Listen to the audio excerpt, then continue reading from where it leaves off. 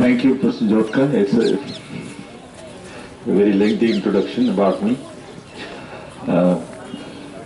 Only day before I got a phone call, I was not in Delhi, from Kunal, asking me to speak on Ambedkar and Freedom. Earlier there was a request to speak on higher education. I am a student of, I have studied some aspect of Dr. Ambedkar, not all of them. Most of the writing of Dr. Ambedkar is in the area of political science, law, constitutions, anthropology, sociology.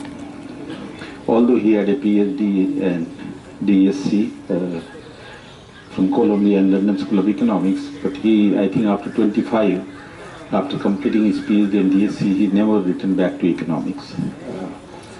Hardly anything, because economics didn't help him much to understand the problems of the lower caste and untouchable. So I always have a difficulty in absorbing him. But whatever I have understood of him, I'd like to share with you. On the issue of Dr. Ambedkar on freedom. I think it is very important. How much time? Let me begin with one fact that we have to situate Ambedkar in the context in which he emerged in the city of Bombay and later on in Maharashtra and later at the national level. Dr. Ambedkar went to Columbia University in 1913, finished his PhD, went back to London, did his DSc and did his Barat Law, and came back, I think, around 1918. And his active political life began, or social life began, with the first memorandum that he submitted to the South Bureau Committee. You may be aware that India was governed at that time what is called Government of India Act, and that act was used to come for a revision every 10 years. And the Indian delegates, various sections in Indian society would go and ask for reform in Indian Government of India Act.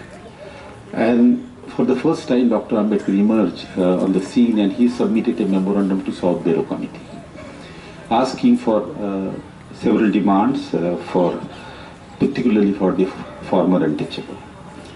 He didn't get much in 1990, but he repeated in 1930, 10 years after Simon Commission came. He submitted another memorandum, and then there were a series of roundtable conferences, 3 roundtable conferences in London. He submitted a memorandum there. He was invited, and that led to the enactment of 1935 Act, the sort of an Indian constitution, and he got a reservation policy in politics in 1932, and then later on in 1940 he was a minister at that time. And the last statement that we get is the statement that he submitted to the Constitutional Assembly as a program for the safeguard for the minorities. But state and minority was also in the form of constitution. He had almost produced a draft constitution, and in that what are the rights and privileges, what are the safeguard the government should introduce in the constitutions. So Ambedkar emerged on a scene in 1990, but it's a typical situation. Let me take 5 minutes to explain you.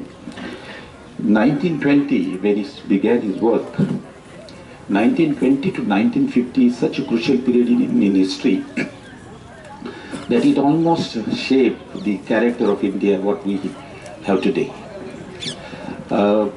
If you look at 1920, freedom movement started. We got independent in 1947. There was a reorganization of the state. The issue of minority was a speech which resulted in partition of India. This is also a period when the framework for economic and social planning was laid down. We accepted 5-year plan as an instrument for economic development. And these were therefore very important initiatives decision that really shaped the character of India. And it is precisely at this time Dr. Ambedkar emerged on the scene. I want to say only one thing, that on each of the issues that emerged during 1920 and 1950, Ambedkar contributed. Sometime when he was in power on the committee, but most of the time he wrote on the issues. For example, just to give one or two examples, when the question of minority came, he wrote a book, Thoughts on Pakistan, which was sold within a year, and then the second copy came as a Pakistan and Partition of India. When the reorganization report came, and they recommended one language, one state, Ambedkar was the only person who wrote a severe critique of reorganization on the state and gave an alternative scheme, which my institute has brought out. Sudha Pai and Mishra brought out the entire collection of his views. And whatever reorganization of the state has taken place after that, it's all based on the Ambedkar's scheme of reorganization. In the constitution making, of course, he was involved right from the beginning, in 1920 till 1950, and of course in 1947 he was made a member of the Constitution Assembly, and then the member of the drafting committee, and finally the chairman. But he contributed right from the beginning. His contribution was known to everybody in the Roundtable Conference. Probably that was one of the reasons why he was made the chairman. Now, what I am trying to say is that the 1920 to 1950 being a very important period, and several things happened which shaped the characters of India, what we have today. Ambedkar contributed on each of these. There is another point that I would like to mention before I go to his views, is that 1920, early 20 is also a period which is characterized by emergence of various organizations. If I want to read out quickly, for example, the Congress was formed in 1885, 70. Yes, it was Congress was formed in 1885. You have Communist Party of India established in 1925. You have Congress Socialist Party in 1934. You have RSS in 1925. You have Hindu Mahasabha in 1915. And you have various thoughts and various leaders preceding this particular period. If you can begin with some of the important people, you have Ramohn Rai, who influenced the early concept of Hindu nationalism. You have Dayananda Saraswati, followed by Vivekananda. Then you have Aurobindo Ghosh. You have Tilak. These all people contributed quite a lot in development of a particular concept of nationalism. Now it is in this atmosphere that Dr. Ambedkar emerged on the scene. And along with these people, along with this organization, there are certain isms which appeared. They had a perspective of their own as to what should be the character of India, what should be the approach towards the freedom of India. So you have Gandhism coming in a full form, you have communism coming in a full form in 1925, and major leadership Randive and Dange interacted with Ambedkar. Then you have democratic socialists, very active at that point of time. And you have, of course, Hindu nationalism thoughts appeared very strongly. This was the culmination of the contribution by all these people that I have mentioned, but it took an institutional form in the form of Hindu Mahasabha, which was set up in 1950 by Madan Mohan Malviya, and then RSS in 1925. And here is Ambedkar, which comes on the scene with the problem of untouchability. He interacted with Gandhism, with all of us we know. He interacted with Marxists. He interacted with Madan Mohan Malviya. He interacted, of course, very closely at a later stage with the democratic socialist, Lohiya. But after having interacted with each one of them,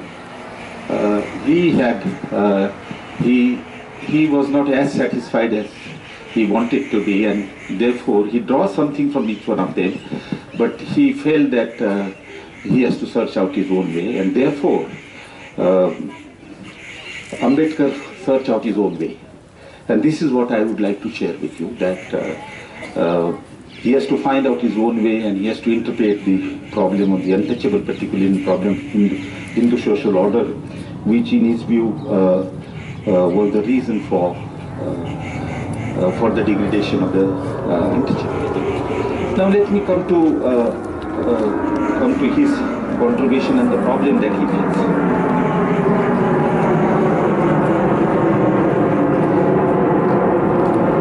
In the 1920s and the 30s, Dr. Ambedkar was faced with two problems. One, there was a severe and serious freedom movement to make the India free from the colonial capture. So he has to express his view on the political freedom. And second, after having got the political freedom, for example, what should be the nature of Indian state, India as a nation? And there were different viewpoints. You had RSS and you had Hindu Mahasabha Aman. We are talking in terms of Hindu nationalism, and you have many others talking about differently. Congress talking about differently. Democratic Socialist parties viewing it differently, and even communists viewing it differently. And it is here that Ambedkar has to take a position, keeping the interest of the untouchable and reform of the Hindu social order. Now, what Ambedkar did obviously was he differed, and let us understand very quickly. He differed with the Congress, with those who argued for a political freedom and independence of India. He was for it. In the Round Table Conference in 1932, he made a statement very clearly that the future of the Dalit and future of the untouchable will be safe only in Swaraj, and that there has not been much change in the situation of the former untouchable after Britishers came. They were there where they were, and therefore their fate will be a lot more better if there is a Swaraj, if there is a independence. So there was no disagreement on that point. The only point that he disagreed, and that is the point which continues today, is that what he was arguing, that we will be free from the British colonialism, British dominations, we'll get the political independence. But he was very scared, and he was very worried that after having transferred the power to the majority Hindu, which constitute almost 80% of the population, what will be the fate of the untouchable in the independent India? He was worried simply because that there was a line of thinking which came from, as I said with you, which began with Ramon Roy and ended with Tilak, and even it went to a certain extent to Gandhiji, which, quite independent of the cultural aspect of the nationalism, many of them were not clear about the social institution of caste. Quite a few of them, many of them supported it. Gandhiji, as late as 1925, believed in caste system. Just provide justification for the caste system. It is only in 1925 he switched over from caste system to Varna system. If you want to study really what is Gandhiji's views on the caste system and other, please go through Ambedkar's book, What Congress and Gandhi Have Done to Untouchable, and there is a chapter on Gandhism. Because often I feel that there are some academicians who write about Gandhiji, and they at times live to be little dishonest because they are scared how they should write on such an orthodox view of Gandhiji, on some matters, of course. So now, since Dr. Ambedkar was very worried that after having got the freedom, and these being the views of the majority leaders of a particular ideology, there is no guarantee that the fate of the Dalit will be better after the independence. Therefore, he wanted guarantee. That's the only difference. He said that I am for freedom, but gives guarantee to Dalit in the form of legal safeguard and other safeguard against discrimination.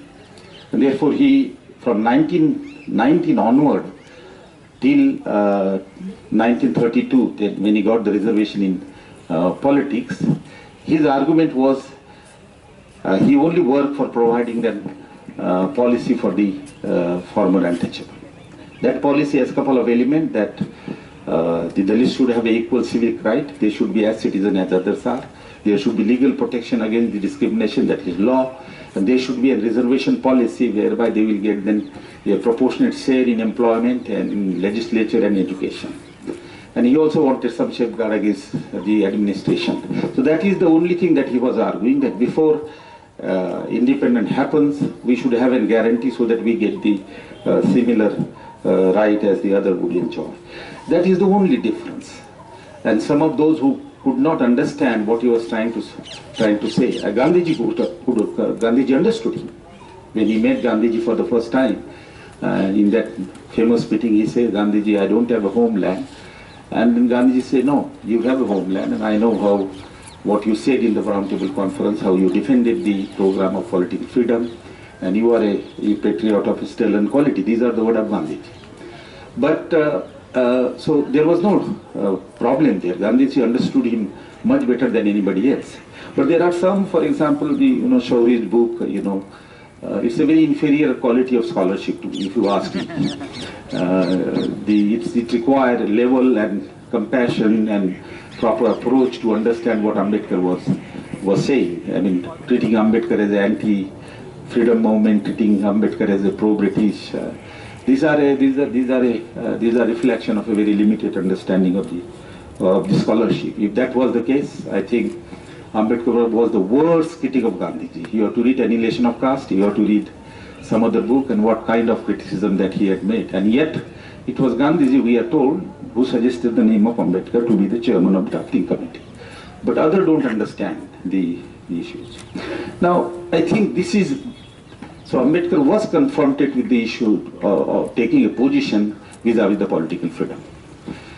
Second issue, of course, that after having got the political freedom and certain guarantees to the former untouchable in the form of legal safeguard, in the form of reservation policy, in share in the legislature, in employment and all that, what should be the character of India as a nation?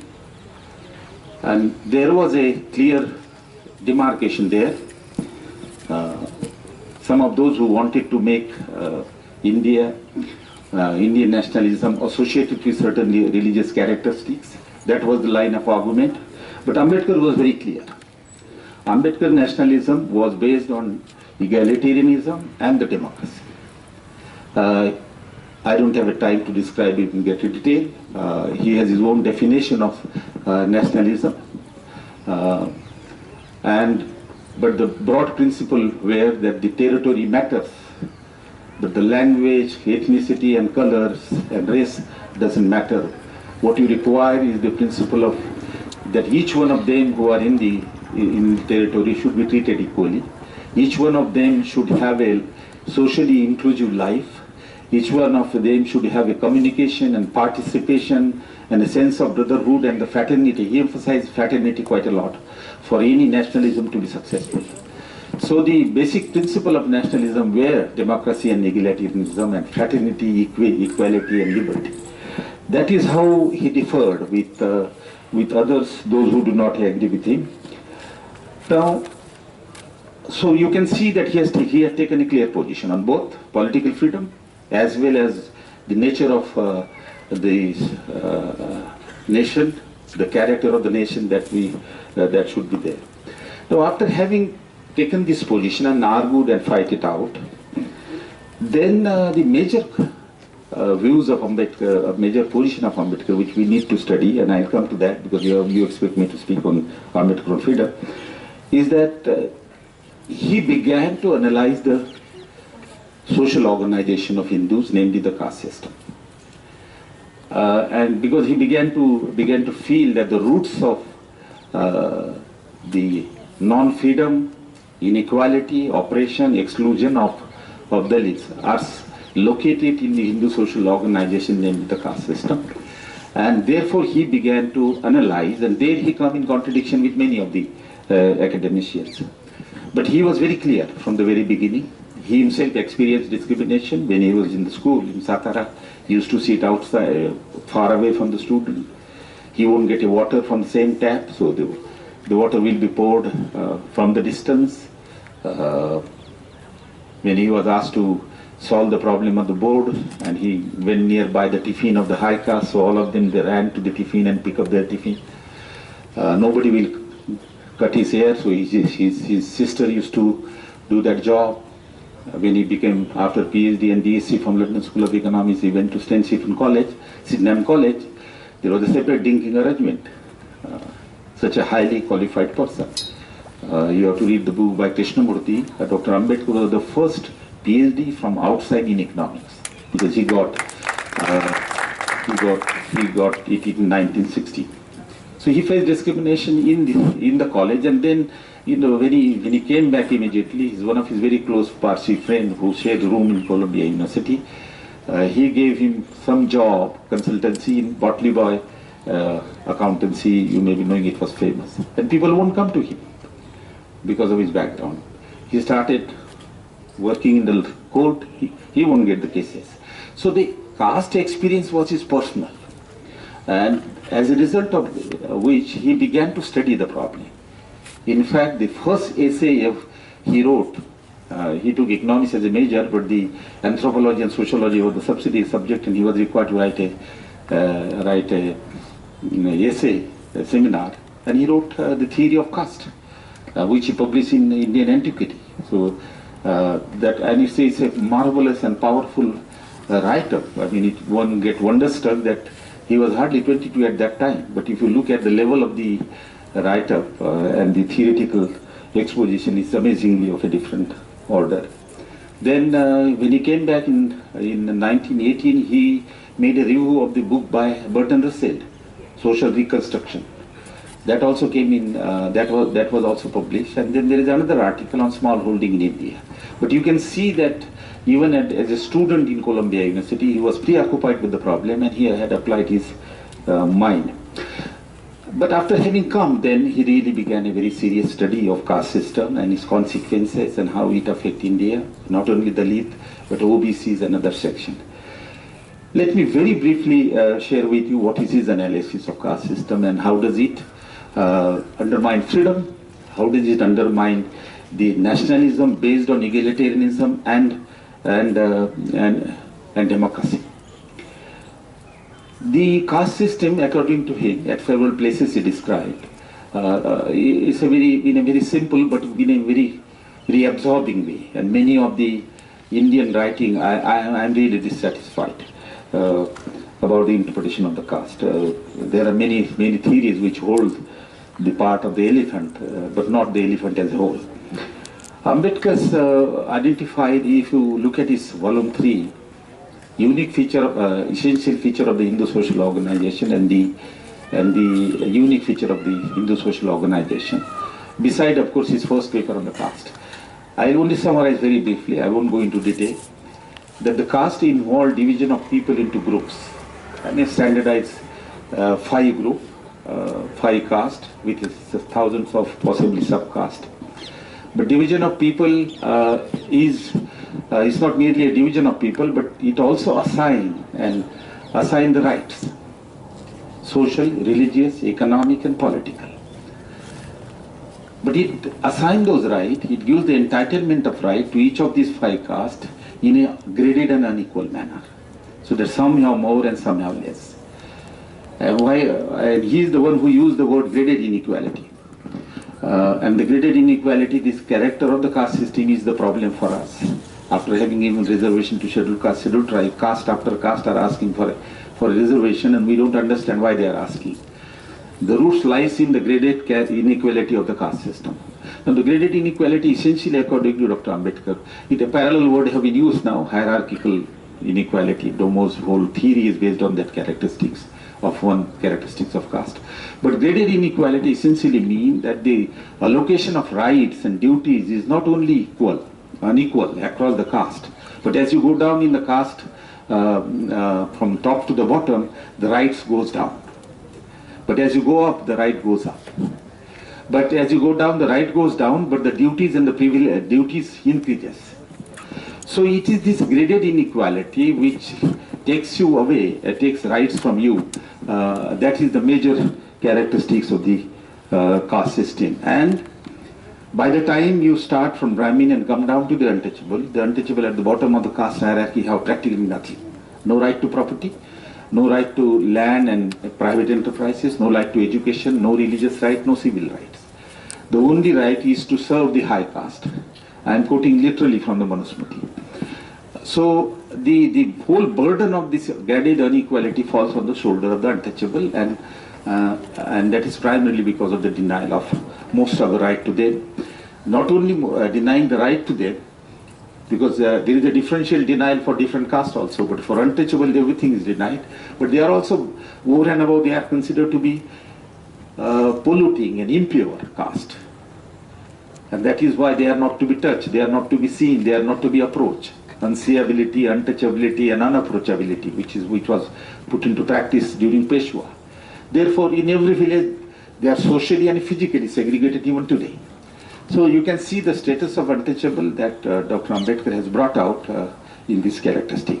But two more characteristics which are not emphasized as much as they should be emphasized, which are there as Ambedkar writes in a very, very detailed manner. And that we see even in today, which comes in such a live form.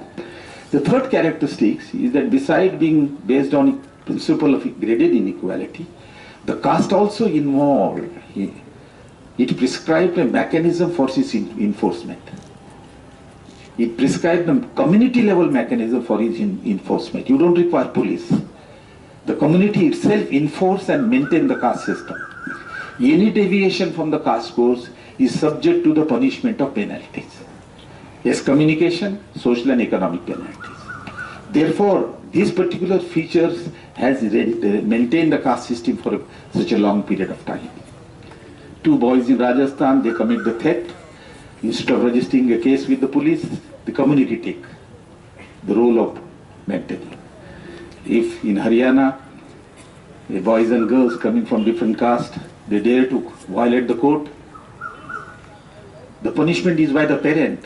Forget about the community. And the punishment at times is capital punishment. These are the remnants of the caste system which even we see today. In Tamil Nadu, a boy and a girl married, he is caught on the road and killed. You can see the passion and the impact of the caste code even today present as and when there is a violation of the caste code. Now this is very important feature which maintain the caste system, and because the price for violation of the customary code is very high, and not only for the untouchable, it's for the high caste also. Excommunication of your own people. Iravati Karve went to Germany and did her PhD in anthropology. It means she came back, she was excommunicated by the Brahmin, Pune Brahmin, simply because she caused 7 oceans. Vivekananda went to USA and gave a marvelous lecture and came back, and the High Court of the Bengal High Court refused to preside over the function, felicitation function, because he has crossed 7 oceans. So it was not, excommunication is not only for untouchable, for them of course it's a severe punishment, but the high caste also are punished. Now that is the fourth characteristic which we have to remember. And the fifth, and very important, where Gandhiji would not agree and many would not agree with Ambedkar, is that the caste system has a religious foundation. The philosophical foundation that comes from the Hindu religion. The ethics and morality which comes from as a support to the caste system. It's quite obvious, you know, the caste system is of a divine origin, it's created by God. We need not tell them. You have to read Gita, you have to read Ramayana and Mahabharata, and of course Manusmriti. It's of a divine origin. So the religious morality and ethics give and support to the caste system, besides of course the legal support, because Manusmriti was a legal code. So legally, morally and ethically, the Hindu religious philosophy extends the support.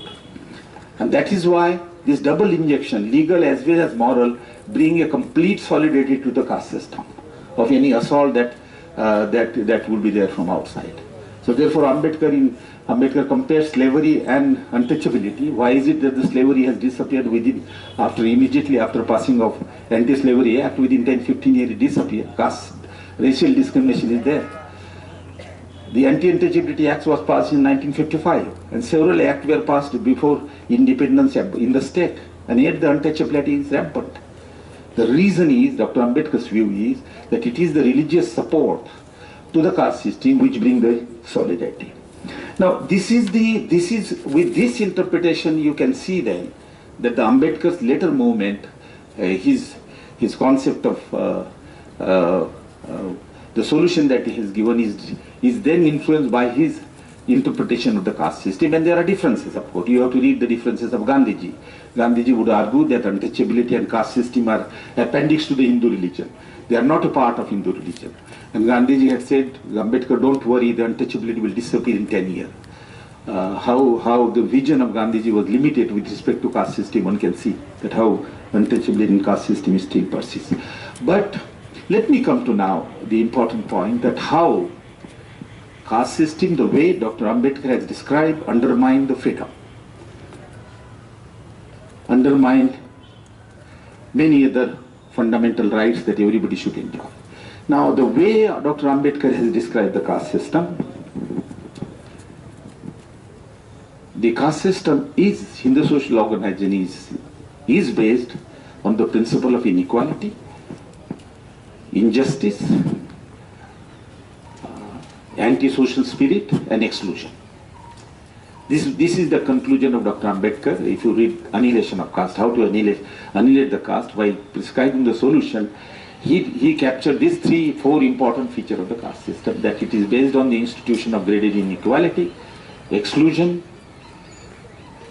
anti-social spirit, and isolation and exclusion is one of the important features that he has underlined.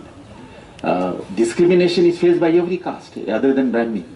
Even Kshatriya face discrimination in the sense that they don't have a right to perform religious duties. Or Vaishya face discrimination because Vaishya cannot have military as an occupation, or they cannot be a priest, classical position, textual position. But in case of untouchable, not only discrimination is very severe, but they are also isolated and excluded. So exclusion and isolation is a very typical characteristic of the caste system, particularly affecting the untouchable. Now, since this institution is based on principle of inequality and the principle of restrictions, do's and don't is the foundation of the caste system. You can't intermarry, you can't interdine, you can't have right to property, you can't have right to specific occupation, you can't have right to education. And of course, there are so many restrictions on civics and political and cultural and religious right. Not to untouchable alone, but to women, which still continue. We know that. What is going in Maharashtra and elsewhere about the right. I came from Kerala. The Kerala government has not yet taken the position on whether there should be entry to the woman to a particular temple. So, the caste system is based on unfreedom. It put a lot of restriction on most of the rights that one should enjoy, most of the citizens' rights that you should enjoy, but the real denial comes for the Dalit and untouchables. That is that you don't have a right to property, you don't have a right to business, you don't have a right to decent employment except casual labor, you don't have a right to education, and of course you don't have a whole lot of civic, political and religious rights. You can't enter temple. So it is a system which takes away your freedom. And freedom is essential and necessary. Equality, fraternity, freedom is necessary for your development. And it is precisely this freedom, and not only in social sphere and religious sphere, but most important is the economic sphere. Not to have a right to property. You may have money to purchase land, but you don't have a right to property. And in some area, in some way, it is an informal caste code. But in many cases, it was converted to a formal law. The classical example is in Punjab. In 1901, a law was passed that the land would be purchased only by Jat and not by Dalit. Even Brahmin were not allowed to purchase, because the principle was, the British interpret the principle that since occupation goes with the caste, and since Jat are the cultivators, they will have the right to the ownership, nobody else. In Punjab, the untouchable who entered into military and got some money, wanted to buy land, could not buy land. That is why, remember well, 90% of the scheduled castes are landless in Punjab. Maximum number of the proportion of the scheduled castes are in Punjab, 30%. Highest in the country of the total population of Punjab. And of that, 92-93% are landless, simply because from 19 01 to 1947, they were not allowed to buy the land. It is Dr. Ambedkar, when he was the law minister, he passed that order, Punjab Land Alienation Act. So in many cases, in many states, we do not know. I asked one of the professor of history the other day that can you give me references on caste and medieval India? They say we will get one or two. The neglect of caste and property right in medieval and colonial period is amazing. So there is an exclusion in academic also in terms of the issue that Dr. Jyotka has referred to. Coming back to the point is that the caste system, according to Dr. Ambedkar, is a system which is marked by unfreedom, restriction, and as a result, directly it leads to the underdevelopment of the persons. Let me elaborate on this because I have done some work. There's huge work on the discrimination in social, cultural, religious sphere, but economic sphere. People thought that there is no discrimination in economic sphere. There is a discrimination in employment, there is a discrimination in purchase of land, land market, there is a discrimination in businesses. Of course, there is a discrimination in education institution of some type. Now, as a result of this restriction, it affects not only income distribution based on the caste line, but it also affects economic growth. Some of those who you are student of economics, you know that the neoclassical economics is based, growth theory is based on the assumption that there is a factor mobility, that labor can move from one occupation to another occupation. Capital should move from a enterprise where there is a low profit to high profit. It is this mobility of capital and labor which brings the economic growth and lead to equilibrium. Here is a caste system where investment is not allowed from one occupation to another occupation because there are restrictions on occupation. Employment restriction. You cannot take occupation, employment from occupation of one caste vis-a-vis the another caste. So the whole theories, economic theory of caste system brings out that the caste system, economics of caste system bring imperfection and immobility in the capital and labor and in undermine growth. I can give you an example. Who are the theorists of caste system, economic theories of caste system? They are Akraloff and Scowardy and Deepak Lal, who spent entire life in London, Cambridge. There is hardly any economists from India who try to economically theorize the caste system. That's also neglect of it. But if you take their finding is that the economics of caste system is dysfunctional and it will lead to an underdevelopment. Of course, it leads to a huge inequality in income distribution, but also it leads to a high level of unemployment. How? The high caste would refuse to take the occupation of a low caste, and they will prefer to be voluntarily unemployed. You ask a Brahmin that you are unemployed, why can't you be a sweeper? Why can't you take a job of the cobbler? Nobody will take it. This is a voluntary unemployment. Now for untouchable, they want to take any occupation of any caste, but they are not allowed. So that's an involuntary unemployment. So 2012 and 11, at all India level, your unemployment takes 6%. It is 10% for scheduled caste. So part of the unemployment is because of discrimination. There is a book now by Vani and many other. And Madheshwaran has studied how discrimination in employment and wages lead to high unemployment of scheduled caste. The point is that Ambedkar and Annihilation of Caste discuss this. Effect on employment, effect on efficiency and all that. So the analysis of Dr. Ambedkar lead him to believe that the degradation of the untouchable is primarily because of the caste system, but also then he relate to the larger issue. That if we want political democracy, if we want freedom, essentially by colonial, freedom from colonialism means we are acquiring a freedom to rule ourselves. But here is a caste system which will come as an intermediary for a large majority of the population. 16% of scheduled caste, 8% of scheduled tribe, 27% of OBC, 3% of criminal and nomadic tribe. Such a massive section of Indian society is the victim of the caste system. So caste is not the issues of untouchable alone, obviously it is, but then he put this question to everybody. What about, you talk about nationalism, can we guarantee nationalism when caste exists? If nationalism means equal right to everybody, if nationalism means a common life and participative life and socially inclusive life, does the caste promote that? So he raised these issues, forget about untouchable, but he raised this issue for the larger development of the country. If caste undermine economic development, So how do we relate to our model of economic development? If our goal is to bring an economic or social equality, here is a caste which perpetuates inequality.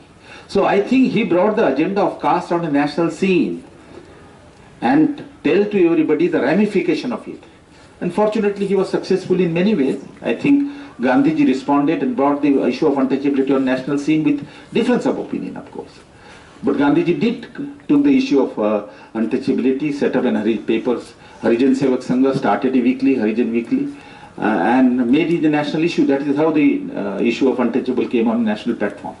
The point I just want to summarize, because I think I come to the solution, is that Dr. Ambedkar, through his analysis of the caste system and even Hindu philosophical aspect of Hindu religion, several of them, theory of karma, theory of rebirth, which had a relation with the developmental aspect, I don't have a time to share with you, but he posed the problem of caste on a national scene, tell them the negative implication of it, and urge them to deal with it. That particularly in case of democracy, he said, unless you deal with the issue of caste, our democracy will be communal democracy, which still is continued to be. There is no problem about that. Ambedkar, after making a constitution, after being a law minister, contested twice, in 1952 in Bhandara and 1954 in Bombay. A man who was given a D.Litt degree by Columbia University and considered one of the 6th most intelligent person of India, he was defeated twice. In Bombay, he was defeated by a cricketer, Balu cricketer. It was Dr. Ambedkar who felicitated him, as he was a Dalit, and he was the first cricketer, so he felicitated him. It is he who, 20 years down the line, contested against Ambedkar, and Ambedkar lost against a cricketer. Same is the case in Bhandara. So Ambedkar knew the communal base of democracy, and therefore he asked for political reservation for scheduled caste and for others. And we began to suffer from those issues. Women are asking for 32% reservation. They account 50% of the country's population. They are only 10% in legislature. Immense discrimination in political and electoral process. Muslim account 13-14% of the population. They are only 4% in the parliament. So therefore, Dr. Ambedkar, I don't have a time to talk to you about solution, but he developed the concept of representation and proportional representation in governance, through politics, through employment, through education and everywhere. And it is all because caste is an exclusionary phenomenon. It excludes the people, therefore you require a mechanism whereby you give equal share to everybody. Okay, let me come to last 10 minutes or so, we can have a discussion. Let me come to the solutions. The solutions, very briefly, that there are several memorandum and there are several write-up of Dr. Ambedkar, wherein he proposed solutions, and he got also in between. I mean, he got reservation as back as 1932, political reservation in 1932 in Pune Pact. But that Pune Pact has also a provision that effort will be made to have some sort of reservation in employment and education. When Ambedkar was a minister in British government, he made use of that clause, and the political employment reservation were introduced in 1943. There is a government order in 1943, and education reservation also at that time. So all the three reservations, legislation, education and employment, were done much before we adopt a constitution. Constitution only formalize it. Now, but when constitution framing was going on, Dr. Ambedkar wrote a memorandum to the Constitutional Assembly, and he was at that time he was the member of several committees. State and minority give the final last word and thinking of Ambedkar about the solution, not the analysis of the problem that he had done much earlier, but he came with a solution. And that is what I would like to discuss within very, very briefly, that he identified two problems. One is the economic exploitation and poverty, and second, the social discrimination. And to deal with the problem of economic exploitation, he believed and very forcefully argued that the economy based on the private ownership of land and industry would not help. It will undermine the fundamental rights, it will undermine the it will increase the miseries, and therefore, so to that extent he draw quite a lot from Marx as far as the economic solution is concerned, and he proposed what is called state socialism. That involved nationalization of land and equal distribution of land, because he has an utter contempt for the land reform. That land reform would not help the untouchable, and that is precisely what has happened. It is OBC who benefited from land reform, not the Dalit. Even today, 65% of Dalit households in rural India are wage laborers. They didn't get the land. There is a statistic available. So he said that there is no question that an untouchable will benefit out of land. But for a generality of the poor, he says that let's nationalize the land, distribute it to everybody, and you can cultivate collectively, or otherwise you can also cultivate on a private basis. But the equality in land distribution should come through the state. Then he, of course, favored basic and key industry with the government, insurance, education and health with the government. Rest of the sector he left to the private sector. So he proposed a socialism of a kind in that report. But there is a difference here, and here there is a contribution of his in political thought. Here, and then he wanted, he favored parliamentary democracy, of course, as one of the best form of governance. But he highlighted the contradiction between the parliamentary democracy and the economic inequality, and whether the poor will get the benefit in the parliament democracy. So on the one hand, he suggested the socialism of a type. On the other hand, he suggested parliamentary democracy. But he was quite sure that Western parliamentary democracy doesn't define the economic structure. The typical Western concept of political democracy is that you define fundamental right, you define the forms of the government, the executive and others, and leave the economic decision and other decision to the legislature, having a faith in them that they will take the right decision. But Ambedkar took a position here, political economic position, that insofar as most of the legislation will be governed by the economically better off section, there is no guarantee that they will take the decision in favor of the poor. They will take the decision in their own interest. And therefore he developed a concept which I believe was a very difficult concept, that is to make the socialism that he proposed, nationalization of land, basic and key industry, and all that responsibility of education, as a part of the constitution. And therefore he used the word what is called constitutional state socialism. It was not tried anywhere. He said that the Western democracy only defines political structure but doesn't define economic structure, and unless you have an egalitarian economic structure, you cannot have fundamental right and freedom to be enjoyed by the poor. And he said that the developing country should learn from the experience of the developed country, and also at the time of framing of the constitution define not only political structure but also economic structure. He tried, he couldn't succeed. When Nehru resolution came, you know that, you are familiar with Nehru committee. The Nehru resolution was that it was a committee which said that what should be the structure of the constitution, what should be the framework of the constitution, what should be the goal with which we should frame constitution. That is the Nehru committee, and it came for discussion, first resolution.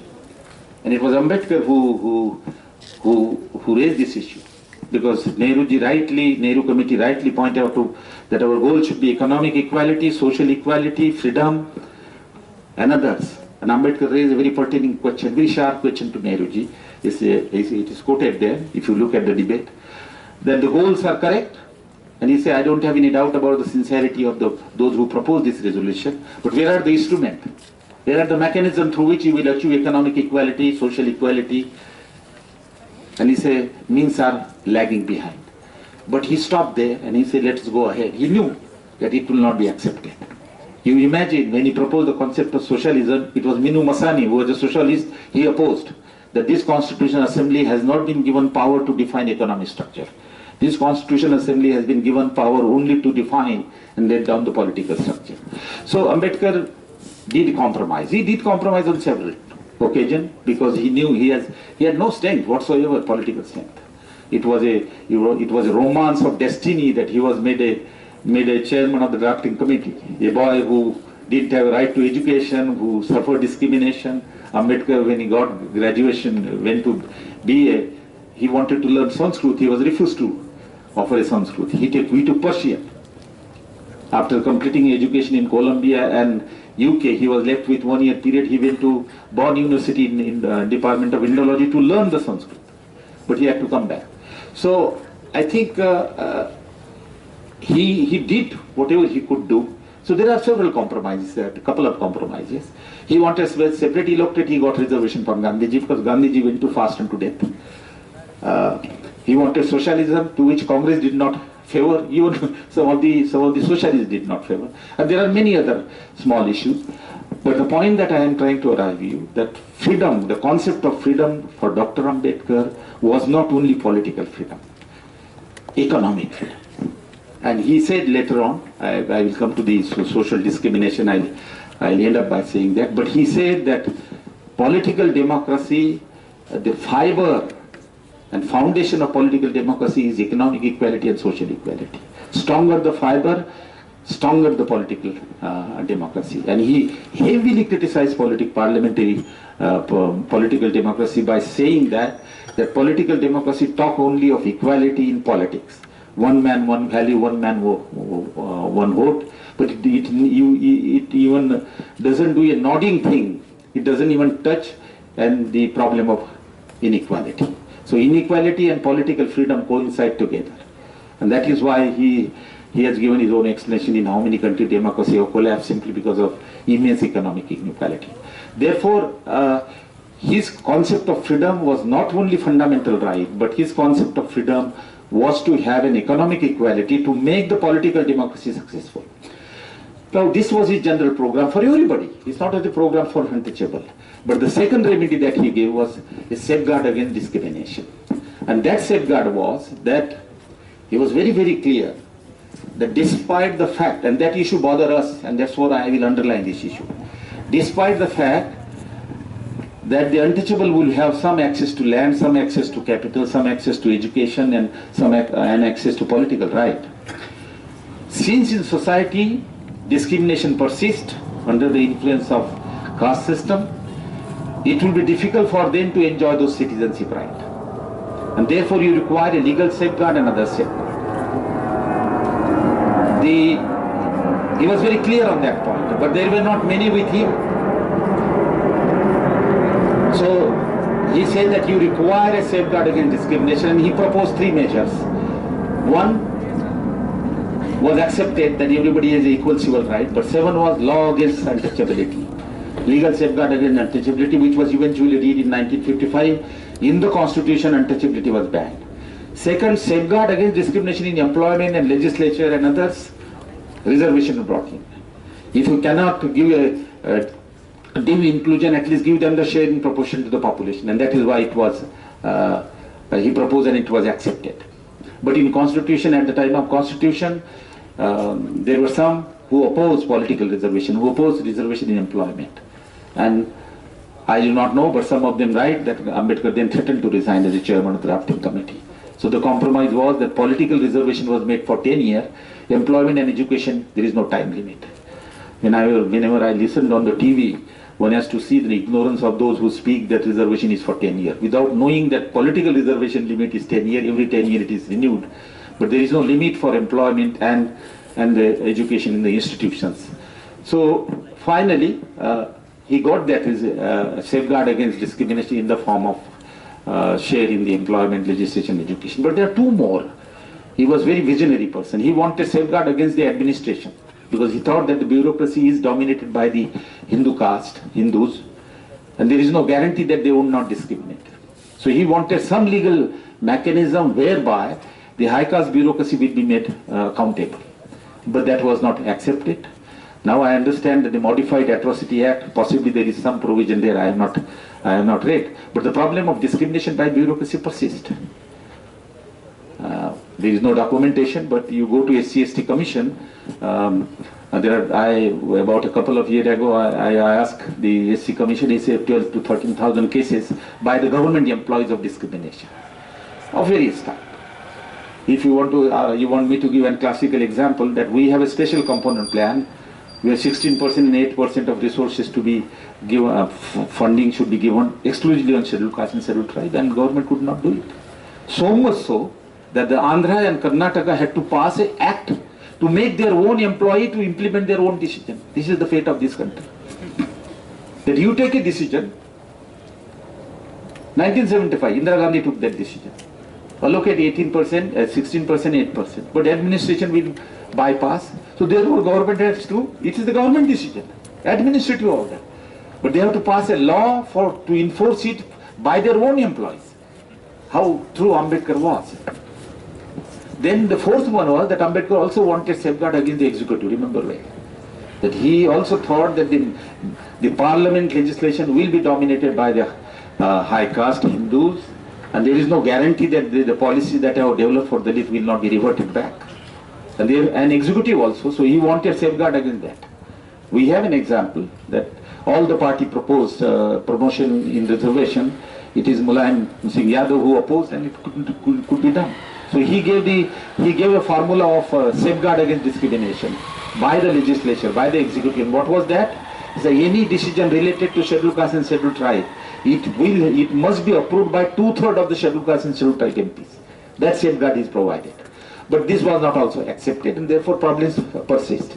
So the Ambedkar therefore gave a double program.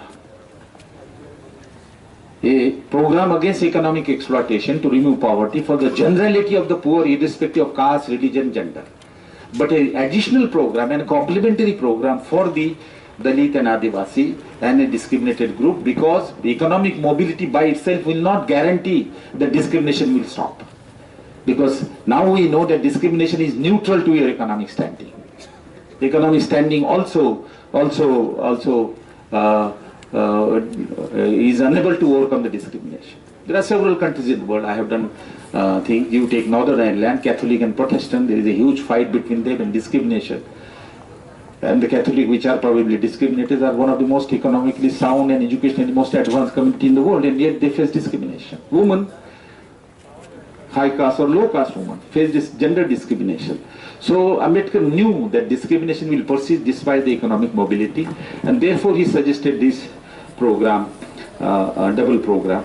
And lastly, of course, he was worried about the Hindu ethos and Hindu cultures of inequality and other things, and therefore he wanted that some secular element of culture which is egalitarian in nature, drawing from Buddhism and others, should be made as a part of our social life. Therefore he brought the concept of fraternity. Directive principle is the contribution of Ambedkar alone, which he borrowed from Ireland. Because some of those he wanted to bring in the constitution, which he could not. So directive principle laid down equality of status, opportunity and facilities. And it laid down the direction to the government to frame laws and policy in a manner that it doesn't lead to concentration of wealth and income inequalities, and that we ensure equal status and equal opportunity. So that still has some protection. It is not enforceable in the court of law, but it has some protection. Well, friend, these are some of the thought which I absorbed as an economist, but I must say that his last lecture is quoted by everybody. Sitaram Yechuri quote quite often though, but everybody, that he warned the Indians that look, political democracy gives one vote, one person.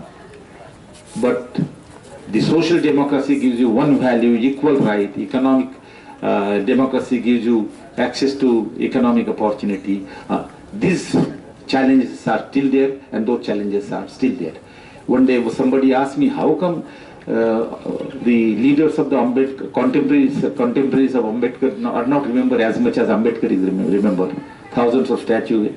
I said the point is they had a role which they performed, therefore that was a good thing. But Ambedkar predictions, Ambedkar engagement was with social democracy and economic democracy, which is still a problem. So he is often remembered. Thank you very much.